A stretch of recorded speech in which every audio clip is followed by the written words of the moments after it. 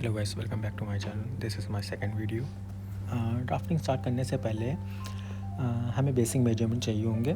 Sleeve length, bicep round, arm hole measurement, और ये हमारी स्लीव रहेगी स्मॉल साइज़ की। तो सबसे पहले हम अपनी बेस लाइन ड्रॉ कर लेते हैं। बेस लाइन ड्रॉ करने के सबसे पहले हम एक स्ट्रेट लाइन ड्रॉ कर लेते हैं। ये हमारी लाइन स्ट्रेट होनी चाहिए। ये हमने एक लाइन ड्रॉ कर ली है। उसके बाद हम जो केप स्लीप रहेगी, जो हमारा जैसे आर्म होल का शेप रहेगा, उसके लिए हमने ये 5 इंचेस डाउन कर लिया है। हम इसको भी स्ट्रेट मार्क कर लेते हैं। जो हमारी केप स्लीप का जो शेप रहेगा, ये सबसे इम्पॉर्टेंट पार्ट होता है।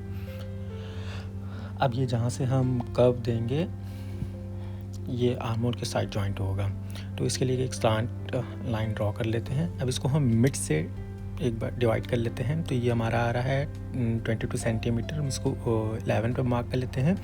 फिर 11 का जो मिड आ रहा है 5.5 सेंटीमीटर पे, उस पर हमने मार्क कर लिया। हमने इसको 3 पार्ट में डिवाइड कर लिया है। अब हम इस पर 2 सेंटीमीटर पे, जहाँ से हम इसका आर्म होल का कर्व देंगे, और ये बॉटम से डाउन से मैंने इसका 1 सेंटीमीटर का मार्क ड्रॉ कर लिया है। गाइस, जब आप इसका आर्म होल का शेप देंगे तो आप इसको देखिए कि कैसे मैंने इसका फ्रेंच कर्व रखा है, क्योंकि इसका जो सबसे इम्पॉर्टेंट पार्ट होता है, तो वो यही है। आर्म होल का फिटिंग अगर स्मूथली नहीं होगा ना, तो वो मैच नहीं खाएगा आपका बॉडी से। एक बार शेप को देख लिया, ना समझ में आए तो वीडियो को फिर से आप रिवाइंड करके देख सकते हैं। स्लीव का जो फिट है वो आर्म होल के साथ परफेक्टली मैच होना चाहिए। स्लीव का जो पूरा गेम है वो आर्म होल पे ही डिपेंड करता है। एक बार फिर से इसको चेक कर लें। ये हमारी बैक की स्लीव हो गई। अब हम इसका फ्रंट को ये 1 सेंटी हमने डाउन किया था, तो जो फ्रंट रहता है वो हमारा थोड़ा सा डीप रहता है, और जो बैक रहता है वो हमारा थोड़ा सा ऊपर की साइड रहता है। तो ये हमने ड्रॉ कर दिया है। अब हम यहाँ से अपनी स्लीव लेंथ ले लेते हैं, जो कि हमारी है 55 सेंटीमीटर, 21.5 इंचेस हो गई लेंथ। ये हम 55 सेंटीमीटर पे कफ का मार्क कर लेते हैं।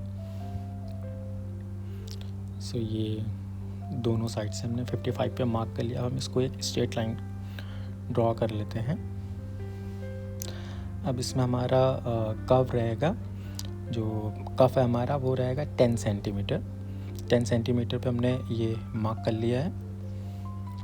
अब इस 10 जो हमने कफ का पार्ट है, अब हम इसको जो ये आर्म होल का जो हमारा कर्व वाला पार्ट है, अब एक इसमें हम स्लांट लाइन ड्रॉ कर देंगे। गाइस, आप इसको स्ट्रेट भी लाइन ड्रॉ कर सकते हैं, बट अगर आपको ज़्यादा शेप चाहिए है बाइसेप के पास में, तो आप इसको थोड़ा सा कर्व भी कर सकते हैं। ये हमारी स्लीव रेडी है, आप देख सकते हैं। अगर आपको कोई भी प्रॉब्लम आती है या कोई भी चीज़ का आपको डाउट होता है, तो आप एक बार कमेंट सेक्शन में कमेंट कर सकते हैं। मैं वहाँ पे आपको रिप्लाई कर दूँगा। बाकी जो भी आपके डाउट्स होंगे मैं उसको क्लियर कर दूँगा। मैं अब इसको मार्कर पेन से अपने हाईलाइट कर देता हूँ, ताकि आपको ईज़िली लाइंस विजिबल हो जाए। एंड प्लीज़ गाइस, अगर आपको ये वीडियोस अच्छी लगती है तो please don't forget to like and subscribe my channel, and thank you so much.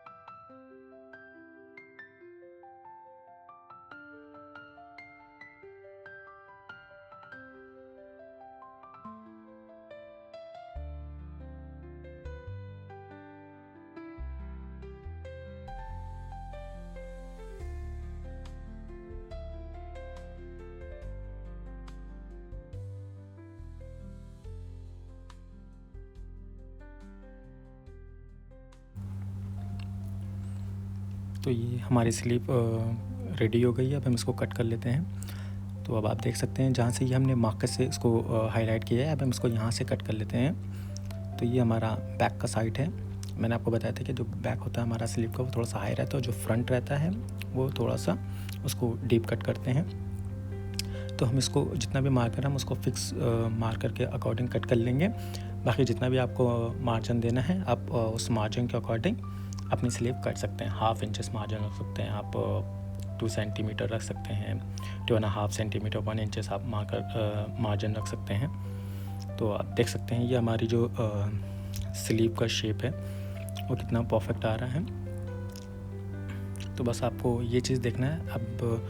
अब इसमें जो स्लीव का जो कर्व है, जो हमारा स्लीव डाउन रहती है फ्रंट साइड से, तो अब हम उसको कट करके निकाल देंगे। और ये अपना नॉच लगाना मत भूलें, क्योंकि जो फ्रंट का जो कर्व होता है वहाँ पे एक नॉच लगाते हैं ताकि हमें आइडिया रहे ये फ्रंट है।